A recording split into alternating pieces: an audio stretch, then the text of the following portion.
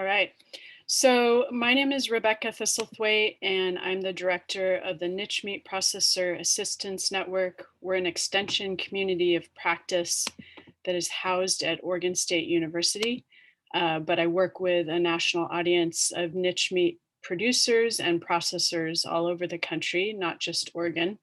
But I have a little extra expertise in what's happening in Oregon, and I also live in Oregon up near Hood River.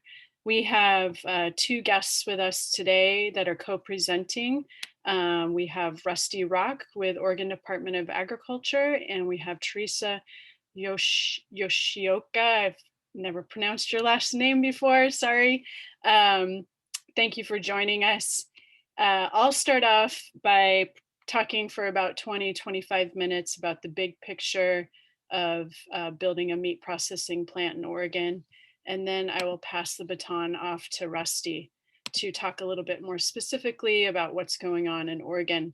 Before I begin though, Teresa, do you want to say a few words about the producer survey that you're conducting right now? Yes, thank you, Rebecca. And you did get my name right. Thanks. We're very excited. We've been talking to people across the industry, and we're hearing from many producers of all sizes across Oregon who are producing everything from lambs to swine, beef, everything. And we would like to capture the data quantitatively about what you're trying to have processed, kind of how you're selling products, direct or through, say, a restaurant channel. So we've created a survey, and it's a producer survey. It's gone out to farmers and ranchers across Oregon. It is available until February 15th. So one more week to fill that out. I will put the link in the chat, and please go there and fill it out. Thanks. Awesome. Thank you, Teresa. So this is going to be a relatively informal discussion. I don't have a whole lot of slides, but I wanted to start off first by showing you our website for the Niche Meat Processor Assistance Network. So if you guys ever want to, spend hours going down the rabbit hole of reading feasibility studies and business plans and regulations and case studies, please check out the nichemeatprocessing.org website, where you will find all that good stuff. But now I'm going to pop into the regulations a little bit. Can everyone see my slide? Thumbs up. Awesome. Okay. So I'm just going to give an overview of kind of the basic meat regulations in the United States. They don't vary a whole lot, except there are some states that don't have. Oh, I guess we don't have chat. Let me make sure that chat is available. Yeah, chat is available. It's in the more button. So the basic meat regulations in the United States are, there's essentially 4 different categories for red meat. There's what is called custom exempt, and that is where you are slaughtering animals for the owners of those animals. Or processing those animals, and that includes hunted game as well. There's retail exempt, which is not slaughter, that is the butchering of the carcasses or boxed meat. There's state inspected, which is a new thing coming to Oregon, and 27 other states in the United States have state meat inspection. And then there's federal inspection with USDA Food Safety Inspection Service. So if you look over here to the left, what do you want to do? First question, can I sell the meat, or is it a live only animal sales? For custom exempt, if you're a custom exempt processor, you cannot sell that meat. You are selling live animal or a share of that live animal. For retail exempt, you can sell that meat. For state inspected, you can sell the meat. And when I say meat, I'm saying individual cuts of meat. And federal inspected, you can also sell that meat. Second question, where can I sell it?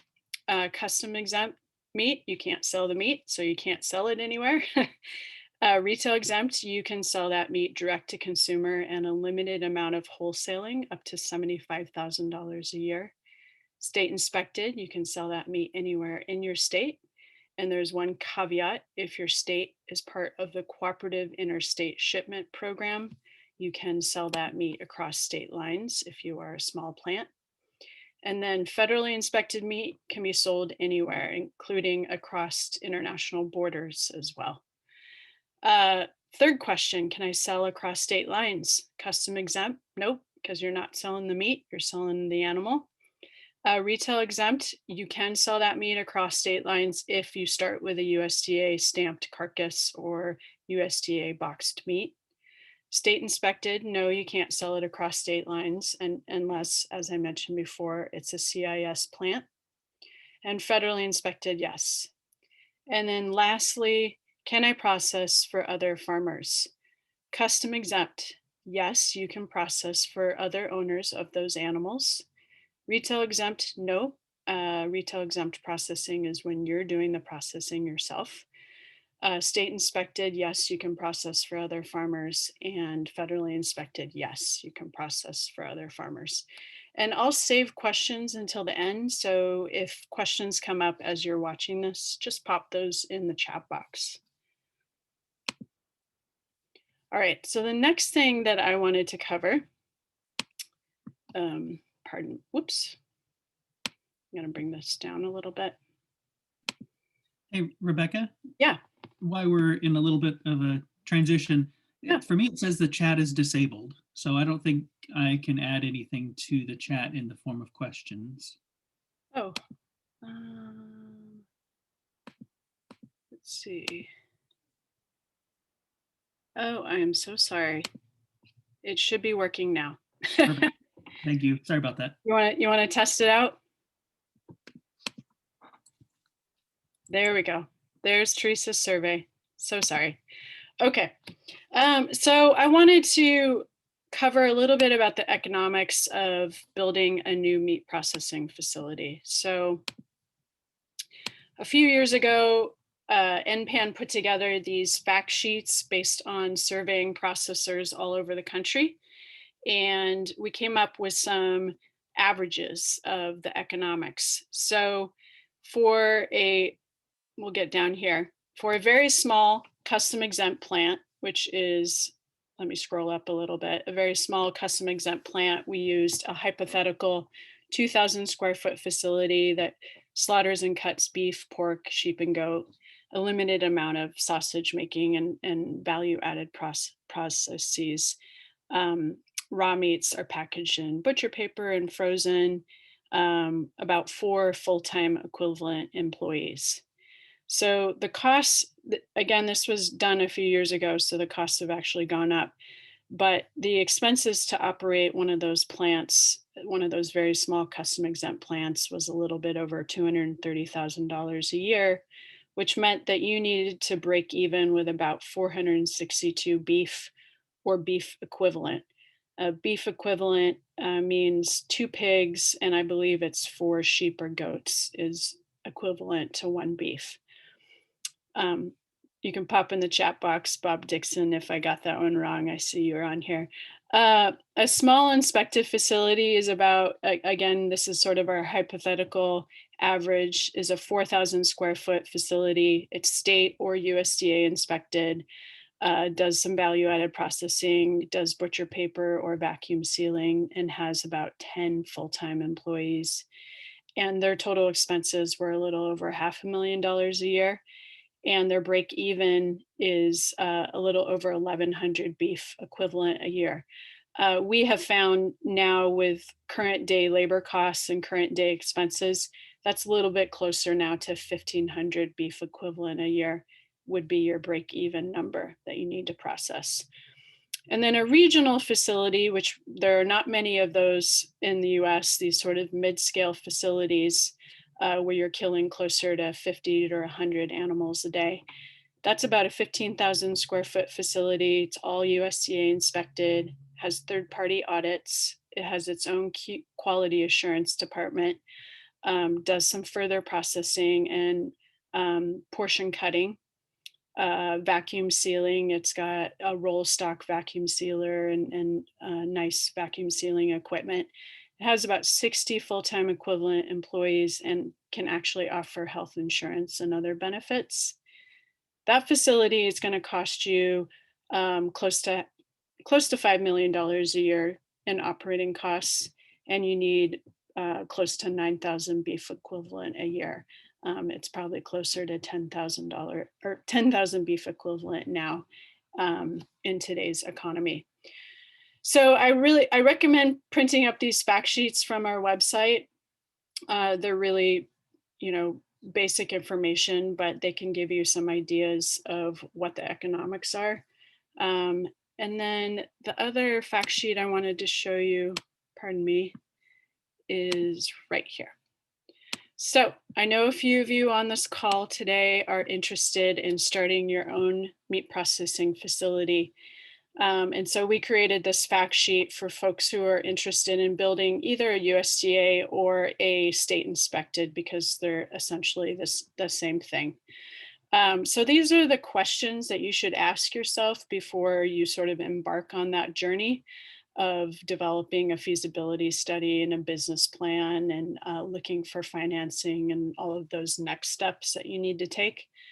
So first, you need to make sure you have enough commitments of animals, whether that is your own animals or local producers' animals, or maybe you provide a certain percentage of those animals and then you provide custom processing to other local farmers. But you need to make sure that you have a really solid commitment of at least 1,000 animals a day over the course of the year.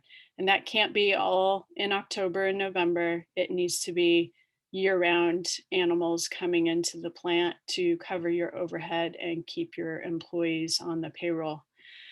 Secondly, do those producers that are using your plant, do they have commitments from buyers to actually purchase that meat?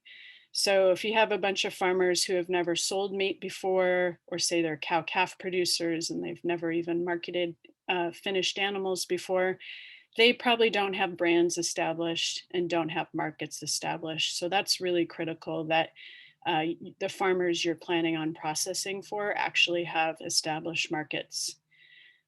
Third, if your biggest customer lost half their business, would you be able to weather that storm? Do the producers who bring livestock to your plant have the ability to maintain and grow their businesses?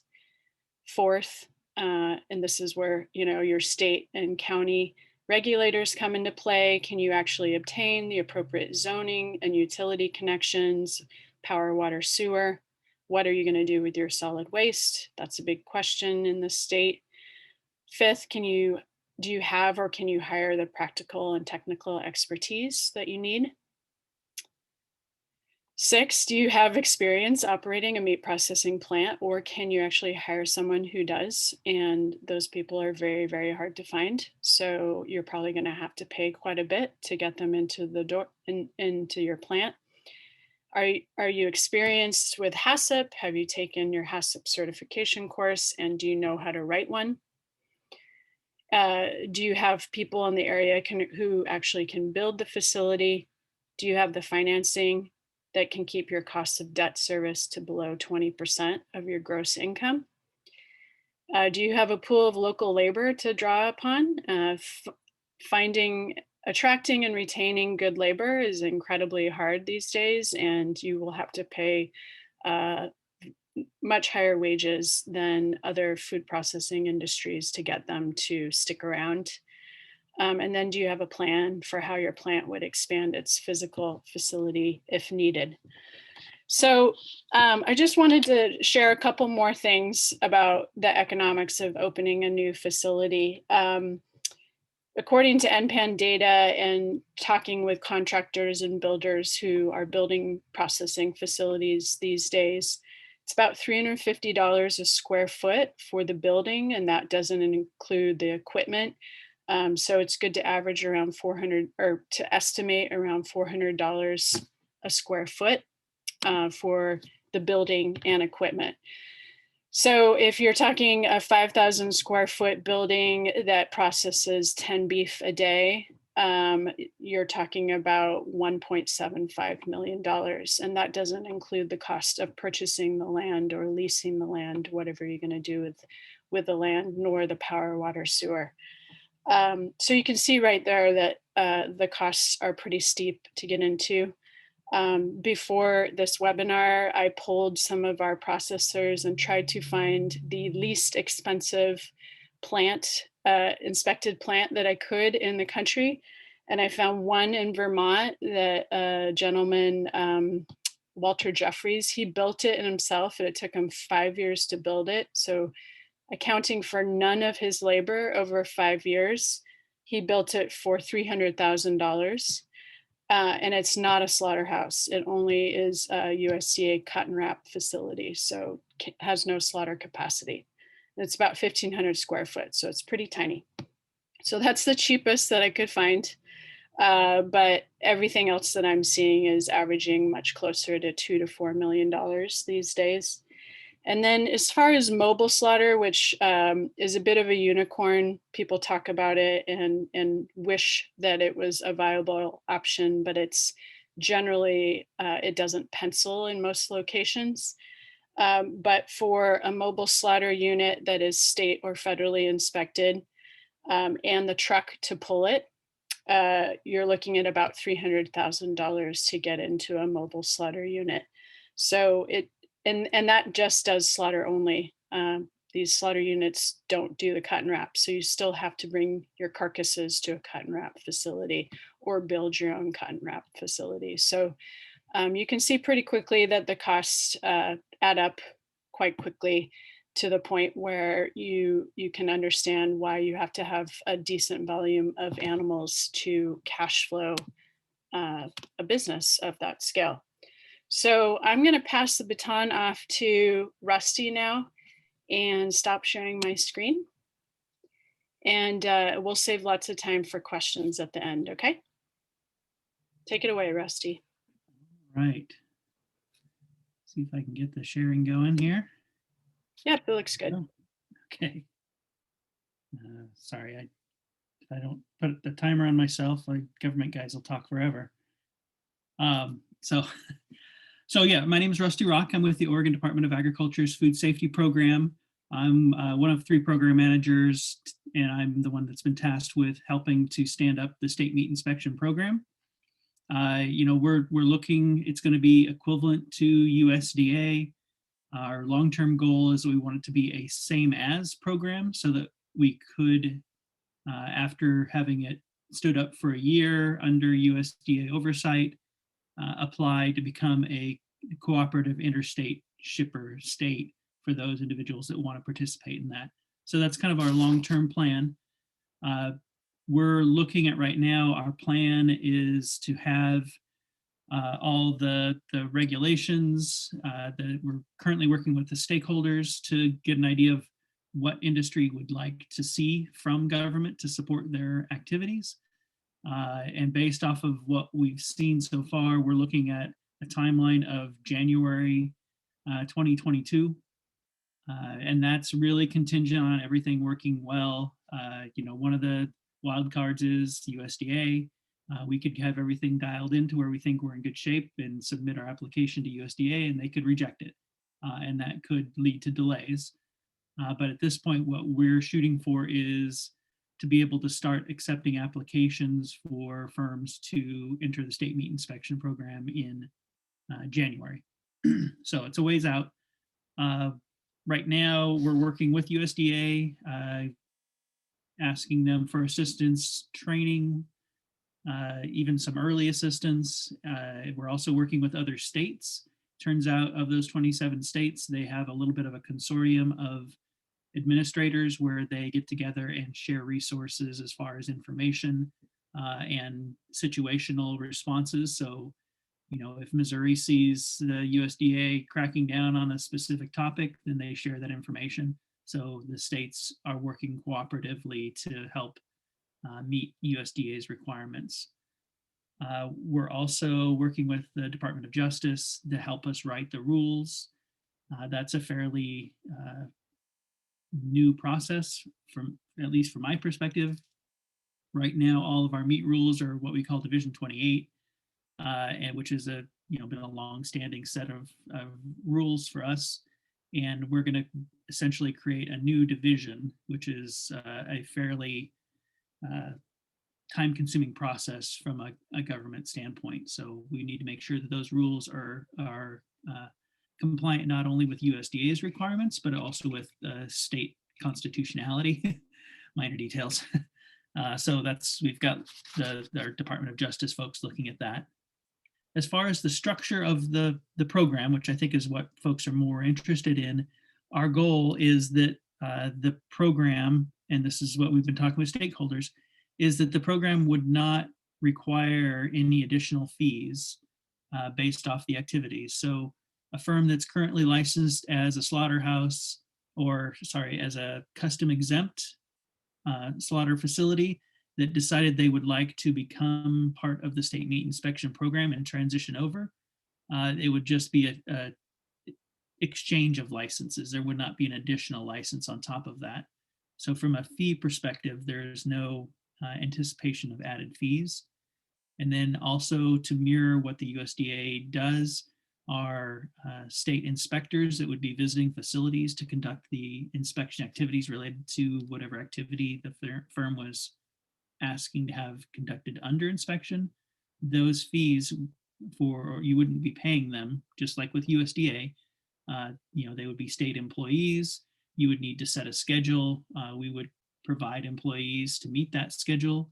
The only time there would be fees incurred is if there was overtime or holidays or weekends. So if you operated within normal business hours, then it would be the commitment of the Department of Agriculture to provide inspectional staff to you as part of a state-supported program. The bonus that we're anticipating that will come from the state program in that regard is that we are not anticipating that we would charge for voluntary slaughter activities. Currently, if you were to have a non-amenable species like bison or elk slaughtered at a USDA facility, there's a charge for you at that point because USDA's responsibility is only to support amenable species. So beef, sheep, goats, pigs. If you go to the non-amenable species, then they don't have that same equivalent requirement, so they charge a fee for those activities. The state of Oregon is not anticipating that we will charge fees for non-amenable species. So all slaughter activities under the state meat inspection program would be, addressed through general funds, not requirements of payment from local licensees. So that's kind of the real nutshell of where we're going to go with the program.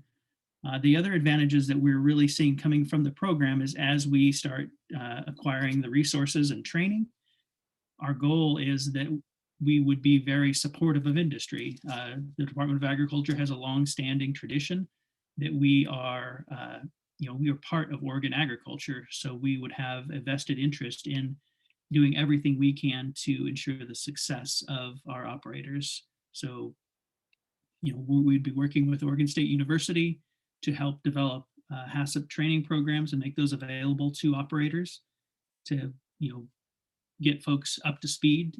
We would also help by developing some models, and those models are already available in other states and from the feds. But the difference would be that we would stand behind those. We would offer support and training to help folks understand these are what the requirements are. In a lot of cases, those HACCP plans, which are essentially a food safety plan, would require that individuals monitor certain steps within the process, and that monitoring could include collecting samples, submitting those samples to labs to have them tested for pathogens.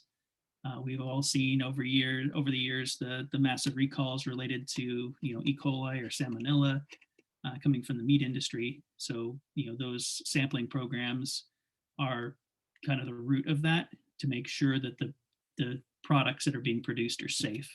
So that's part of the HACCP plan. Then there's also standard operating procedures for sanitation that would need to be put in place.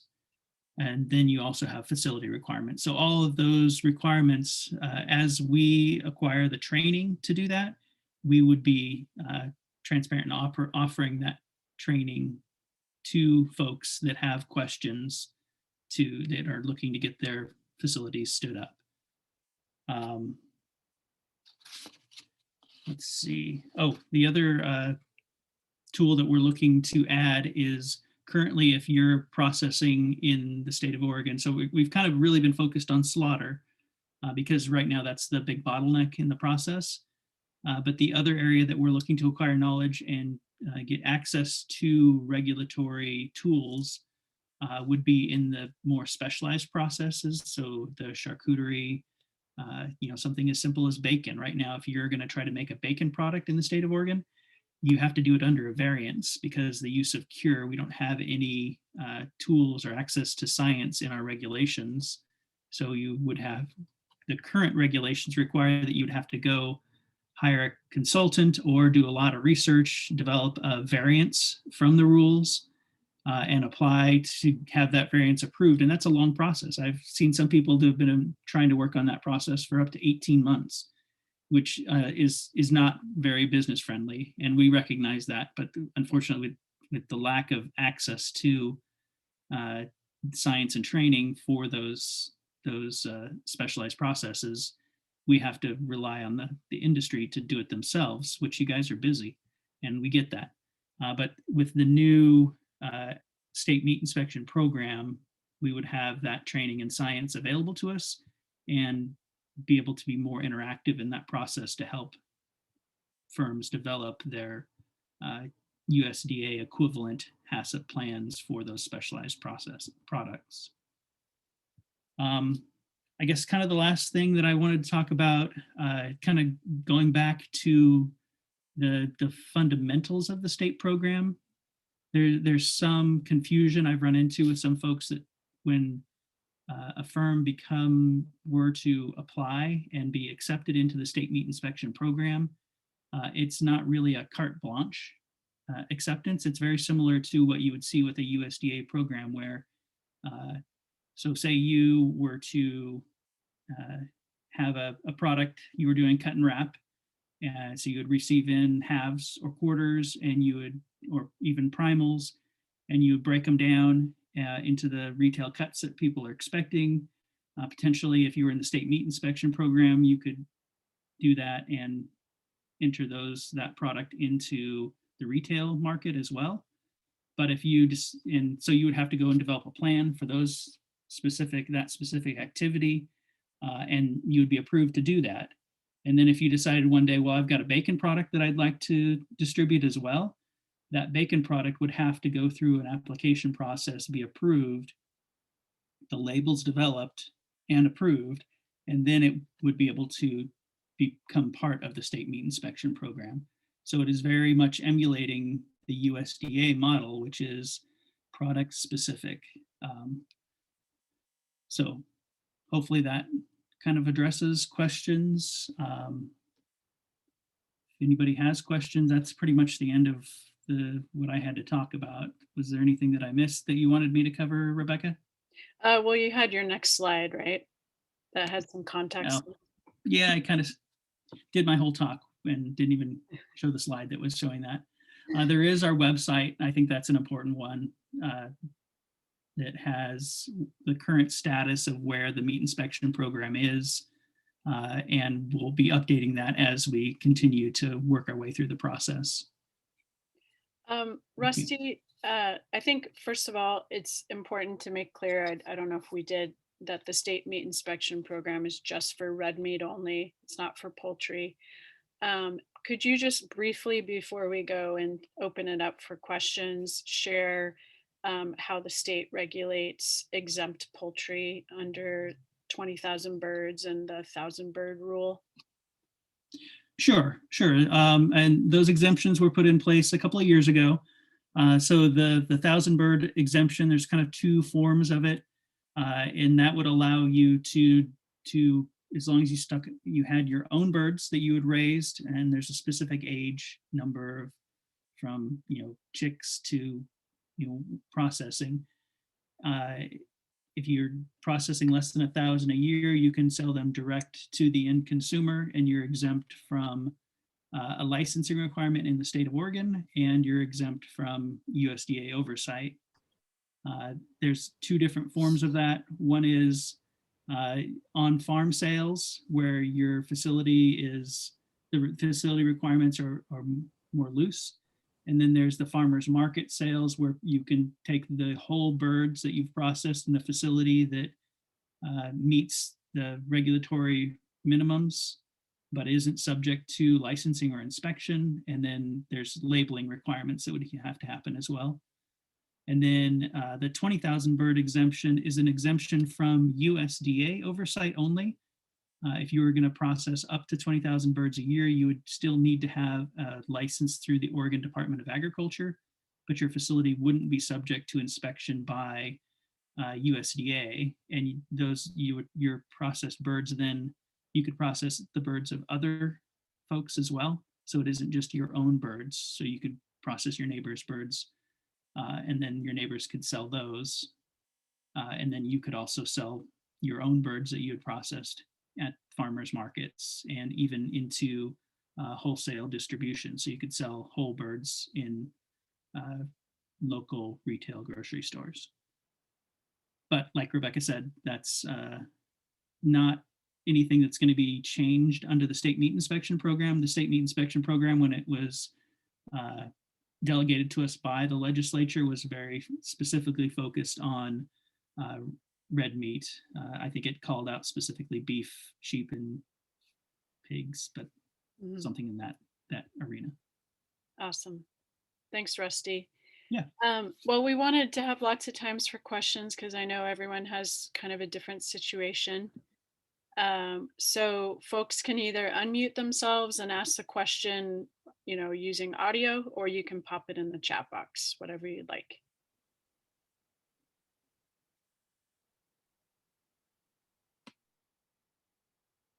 Who wants to go first?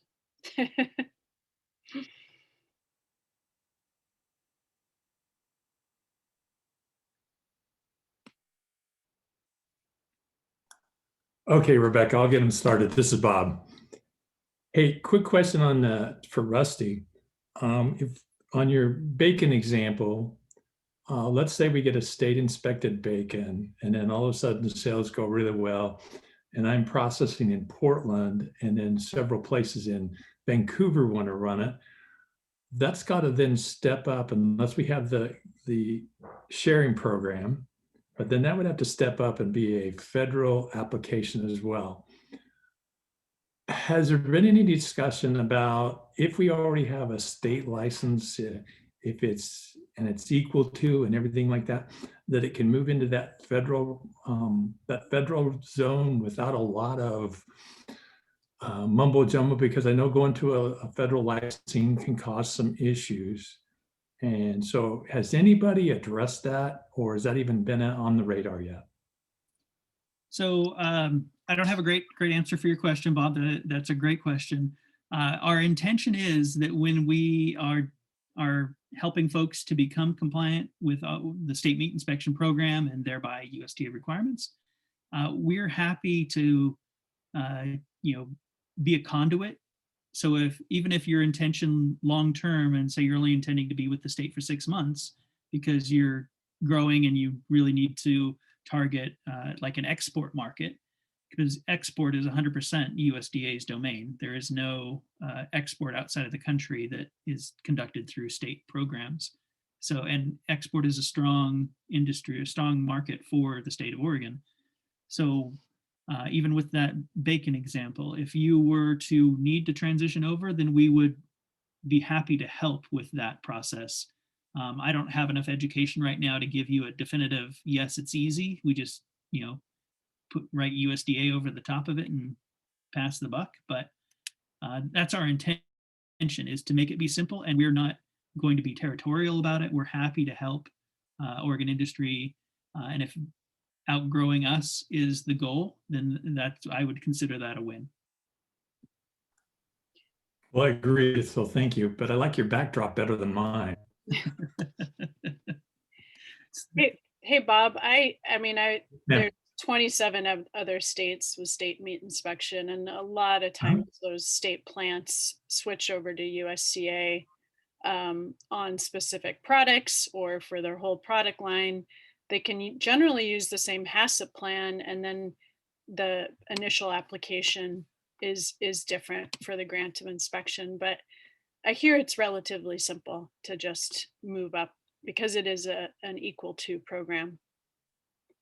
Well, that's what I was wanting to make sure, is that we kind of put that into the mindset right away, because if we can keep that in that mindset, there's a lot of people. I mean, I've operated plants like this where I've got retail exempt on one day, I've got federal on another day, and I've got state on another day. So it just it's a little bit cumbersome to do that. But if it meets your, I always look at everything with an ROI. If I can make it work, then it's worth everything I do. So, well, thank you. I think one of the beauties of a state program is their flexibility, and I think I see them as a much easier entry point for custom exempt plants to come under inspection, because they're willing to offer technical assistance and consulting. And as you know, Bob, FSIS will not provide any of that. They're not allowed to. Like, they're legally not allowed to give you advice, period. Whereas the state has that flexibility to be able to tour your facility and be like, this needs to change, this needs to change, or look at your HACCP plan and give you recommendations. So I think that makes the hurdle a little bit lower for some plants.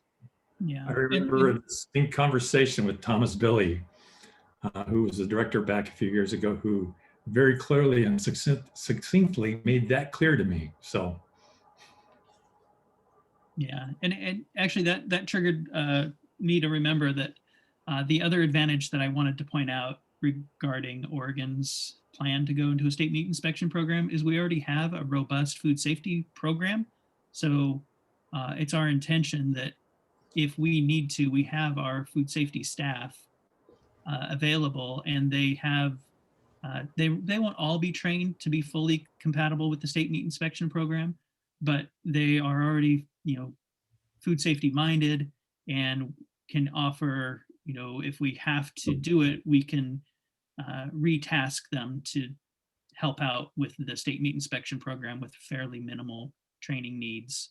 It's not like in some programs that I've been talking to, they're going to have to hire a staff of 8 or 10, inspectors on top of the need for a vet and supporting lab staff. We've got fully trained inspectors that are already aware of regulatory compliance needs and would be easy to get them to turn that corner. So it gives us a lot of flexibility in our ability to adapt. And that's one of the issues with that transition that Bob was talking about of going into federal inspection. Sometimes the feds have a hard time scaling up, bringing in new employees and making them available. So they're going to have to, limit the hours. They say they would never do that, but I think the reality is that if they don't have enough employees, they can't do something. So, I don't anticipate that would ever be a limitation on our side. Other questions out there? Yes, Rebecca, this is Eric Hall, and I might have misunderstood some of the focus on the presentation today, but I'm actually really excited that the state of Oregon sort of taking this on, and I hope you are right with regard to the flexibility issue. So that's a good segue to my first question, which is the entry numbers that you're talking about seem not unrealistic to me as an architect. However, in my small farm operation that I also run, clearly those are not anything that I'm going to be doing. I just don't have enough animals, period, to run at that volume. And it feels like there's that we're selling a ladder that's missing the first 3 rungs.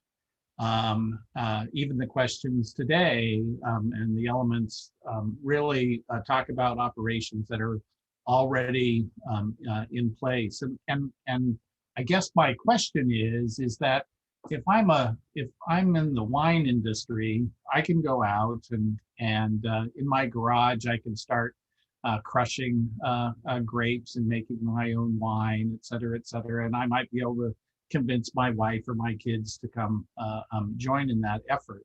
But if I want to do the same thing with 3 to 5, 12 animals a year, I don't have that option. And I guess, so my first question is there any interest of the 1,000 bird equivalent in the poultry realm being applied to red meat species? So that's my first question, I guess. Well, it's not an option. I understand it's not currently a legal option, but that's not really the question. Is that something that is deemed as a market that on-farm producers might be interested and willing to explore if that was an option? Yeah, and it can be done under custom exempt. I mean, there are custom exempt farms that have their own on-farm slaughterhouse. The customer comes, they do this a lot with halal and kosher. Customer comes and picks out a sheep, buys that sheep, and then they kill it for the owner of the sheep. Right. So small farms can do that all over the country. That's perfectly legal and can be done at a relatively low entry cost. Yeah. Right. However, again, that's based on the notion of selling a whole animal, and then we and then maybe we throw in processing along the side, because that gets us around all of the requirements that people aren't buying specific elements. But I could, as somebody who works under exactly that basis for my small herd of belted Galloway cattle, I routinely run into people that a half or a quarter is just more than they want to do. Now, the good news is, and thanks to you and your partner, you guys have created the 10th or 12th of a cow means of apportionment.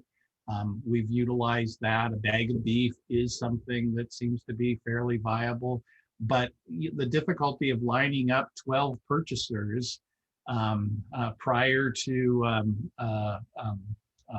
proceeding with the process is a challenge. So I guess so that's why I'm really asking the question. It seems that there is this notion that a small number of birds is okay. We believe that there is not a large amount of risk exposure there, and therefore we've been willing to carve out an exemption for small producers to be able to do that. And so I guess I'm just wondering if Well, about that possibility. I don't want to spend the whole meeting on that Sure. conversation. I don't think it's politically viable. That exemption to poultry was written into the Poultry Products Inspection Act back in like the 50s or the 60s. Sure. Since then, there has not been any changes to that or red meat inspection. Mhm. Rusty, do you have any thoughts on Oregon doing their own thing? I know FSIS will typically pull inspection from a state if they try to create their own rules. Generally, that's why states don't try to circumvent FSIS regulations, but maybe there's something I'm missing. Yep, no, you're absolutely correct. When we passed our version of the exemption a couple of years ago, it was in response to the awareness that there was a federal allowance for that. So Gotcha. federal versus state laws, we have to at least follow federal laws. We can create state laws that are more strict, but the feds really, especially with the meat products, they have primacy. So they are the primary agency, and we essentially need to follow their rules as a baseline. So if there were to be a federal exemption created for small red meat, then Oregon legislators would probably weigh in on it at that point. It Okay. strikes me as very unlikely. It would take a significant grassroots effort. Most of the lobbying and such that happens back at Washington, D.C. is taken care of by large producers that are in this game for much larger numbers, and that's what their business model is. So it sounds like that's a pretty complete answer around that question. I Eric, did have one follow-up question, but I don't want to, if there's others that have questions, I could come back. okay, thank you. I appreciate that. Next question is from Jaden. He asks, what additional hoops would one have to jump through to have a mobile slaughter unit? So as I mentioned, an inspected mobile slaughter unit, state or federal, it's the same set of standards, plus a truck to pull it, costs about $300,000 if you're going to purchase it. I did read that recently a gentleman in Wisconsin built one, took him about a year to build it, and he doesn't count his time into the costs, and he built it for about $100,000. So could do it cheaper if you build it yourself. So there's that initial startup costs, and then you're going to have overhead. You have to pay a commercial driver to drive that truck, who's probably not the same person as your slaughter man.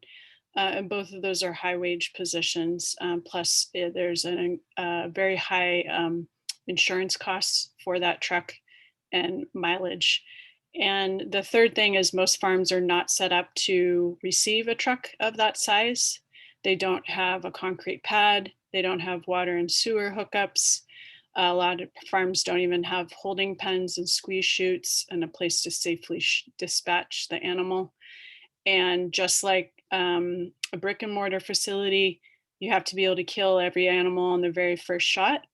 And most farms don't have good handling infrastructure even to corral individual animals and make sure that you can detain them so you can get that perfect first shot. So there's a lot of risk involved with it. They are a challenge. That is why there's very few of them in operation. But you can do custom exempt mobile slaughter. There's lots of them in the state of Oregon. Last count, I think there was like 40 or 50, much cheaper to get into, and you can just custom process for people. Next question from Bob. Oh, he was mentioning the regs go back to 1906 with red meat, and poultry exemptions were actually made in 1926. Wow, that was a long time ago. The number of potential zoonotic diseases in red meat animals measure around 100. The poultry only has a couple, although salmonella has 2,600 serotypes. So thanks for that, Bob. Amanda asks, are there successful examples of small processing facilities in Oregon run as co-ops or some equivalent? If so, how do they manage the consistent year-round demand of animal numbers over the season? That's a great question. There's not a cooperative facility to my knowledge in Oregon, but there are two in Washington that are functioning. There's Island Grown Farmers Cooperative, which is the longest continuously running cooperative slaughter entity. And then there's another one north of there. I forget what they call it. Northern, they're way up in Bellingham area. Both of them own mobile slaughter trailers and then have brick and mortar cut and wrap shops. And Island Grown, theirs works because their mobile slaughter trailer goes out to the islands, so they can charge enough to do the slaughter and cover their costs, because otherwise farmers would have to ship their animals live on a ferry to the mainland. But I will say that Island Grown now, with 20 years under their belt, they're actually building a brick and mortar full service slaughter through cut and wrap facility as we speak, about a 7,000 square foot facility, because they realize the advantages of having a stationary brick and mortar facility. But yeah, a co-op is possible. There's several, well, I shouldn't say there's several. There's a few models in the US where they are functioning. You have to have good buy-in from your members. They have to put significant skin in the game. And then they typically have an annual meeting where they all sit down and they look at their numbers, their volumes of animals, and then they develop a schedule and a calendar based on everybody's volumes. Okay, let's see. Is it possible to have a state inspected mobile slaughter truck? Absolutely, yeah, but it's the same truck. It's the same exact set of standards. And ODA will send out inspectors if you're doing mobile kill, right, Rusty? That is correct. Yep. So if someone, entrepreneur on this call wants to make that happen, that would be awesome because there's not one operating in Oregon yet. Rebecca, how would I find the list of, like, so my farm, what I need to have for to do the slaughter here, right? And to have that mobile come and to, like, what's the checklist? Is that available online somewhere? Oh, that's a good question. Say if an inspected mobile slaughter truck got built in Oregon and they wanted to come visit your farm, what would you need to have set up on your farm to receive them? That is a really good question. There's probably something on our website. I think, I can look on the website too. I just we're designing our barn renovation and we're going to do slaughter. So it would, I don't know. I want to see how big the pie in the sky would be, basically. I think Rusty, maybe you can help me with this one. You know, the farms could take the wastewater and blood and paunch and use them on their own farms and their own compost piles, right? They wouldn't have to have a septic system set up specifically for that, would they? That's a tricky question. If they had a CAFO permit already and the waste fell within the existing CAFO, then that my The whole understanding is point that, is to not be a CAFO. Like, the yeah, whole point of us is to not be that, and to not raise meat like that. So I'm just wondering. I mean, because we, yeah, like, so you mentioned earlier concrete pad, the different facilities, the holding facility. We have a lot of that, but we're tweaking it and we're going to build a better system. I'm just wondering if it's, yeah. I mean, of course we don't have a CAFO permit.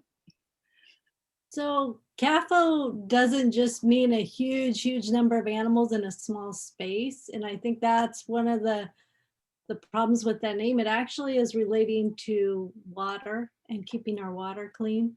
So when you're wanting to do some sort of composting, that falls under a CAFO too. And we have CAFO experts that we can probably have walk through a little bit that in detail. But yeah, CAFOs can be a very small operation, but it's more in protecting the water. That's really what our agency is worried about in that case. Yeah. So I would say hot and cold potable water. That water should be tested. Either it's coming from the city, or if you're on well water, it needs to have lab tests to show that it is potable. Concrete pad is probably a nice to have. And then I'm not sure if you're able to land apply the waste or if they're going to require a septic. That might be up to your county or zoning, perhaps. well, and that's really where the tricky part is I mean, the CAFO permitting is actually designed to be farm friendly. The other option is you'd go to the DEQ and apply for a solid waste disposal permit, which can be a fairly onerous process, and they're going to look at land use as well. But generally, ODA's CAFO permits are designed to be supportive of farm activities, to allow for the disposal of waste that is related to farming activities. And like Teresa said, it can be on a fairly small farm, but it enables you to be able to conduct farm activities. When you start getting into commercial activities, that's where you really have to look at potentially going to the DEQ side, which is a little bit more onerous. All right, I'm going to move on to a couple other questions here. Let's see. Eric saying These costs are typically prohibitive for small producers. Yep, that's economics. Does it continue to be the vantage point of the state regulators to disallow all small farm production? No, we're just talking economics here. Is there any research out there for work on farm microprocessors? Yeah, all of what you described there, Eric, is totally possible for a custom exempt processor. Or, as I mentioned, that gentleman in Vermont who built his own plant, spent 5 years building it. It's just him and his family that run that plant. He built it for about $300,000. So he's a microprocessor and he's making it work. So it is possible. He's a regular poster on NIMPAM. He's Yeah. quite a character, and he took 5 years because he did everything himself. Yeah, exactly. You know. Yeah, but so that's how you keep the costs down, right? that's exactly right. Okay, so Kate asks, Rebecca, can you discuss additional costs to build meat processing infrastructure into a 20,000 bird poultry plant? Yeah, so your 20,000 bird plant and your cut and wrap shop for red meat could look very similar, right? You're talking about a building with concrete floor drainage, washable walls, washable floors, potable water, hot and cold water, lighting systems, stainless steel equipment, all that good stuff. In a poultry plant, you will have to have a dirty side and a clean side. So that's a little different. And then if you're going to add red meat processing there too, you're going to have a kill floor for your red meat animals. You're going to have lairage, which is the holding pens and the chutes for your red meat species. So that's all different infrastructure that you wouldn't have if you just were doing the poultry plant. Do you have any other questions about that, Kate? You can unmute yourself if you want.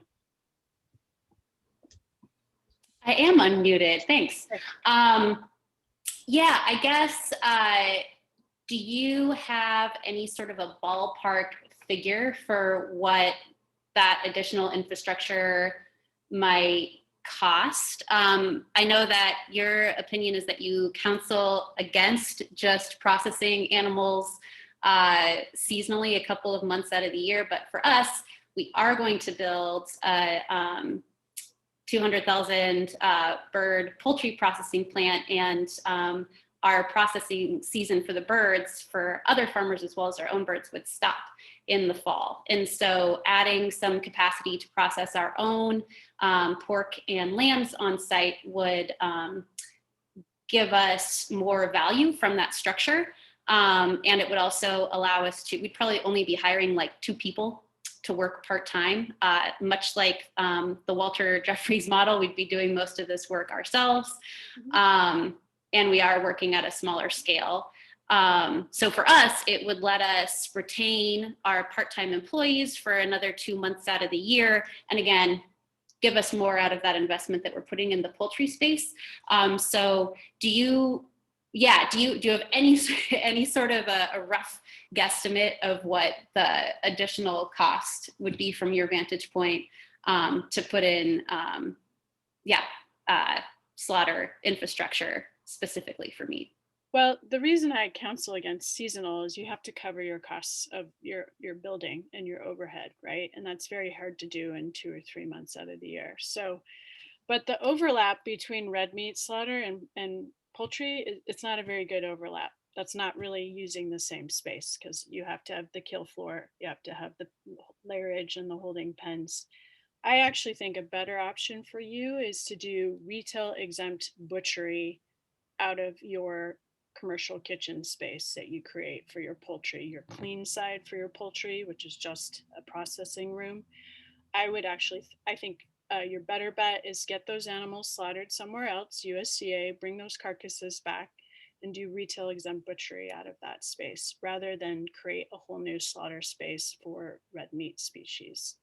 So I think that would utilize that space better without those additional costs.